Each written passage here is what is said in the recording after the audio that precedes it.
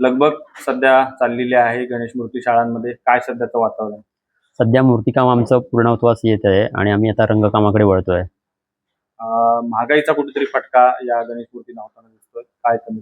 होय, निश्चितच ना महागाईचा फटका पडलाय. कारण का पेट्रोलचे रेट वाढले, परिणामी ट्रान्सपोर्टचा खर्च वाढलाय आणि परिणामी रंग, माती, ब्रश या सर्वच्याच किमती वाढल्या आहेत. त्याच्यामुळे सर्व मूर्तींचा रेटसुद्धा वाढलाय.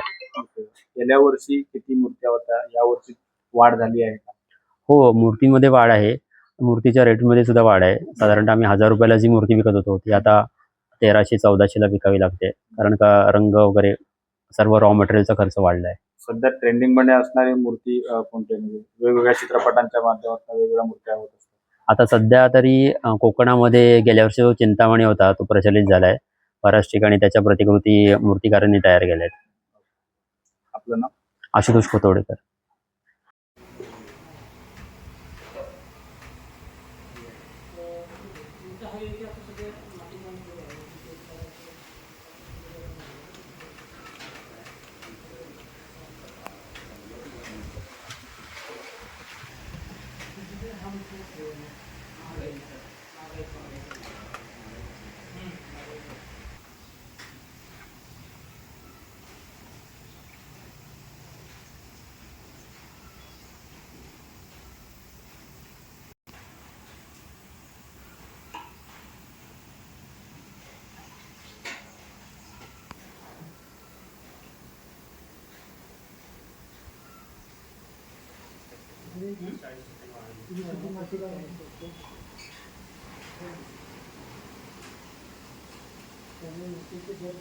जवळपास 1300 ते 1400 रुपये गेलेले आहे.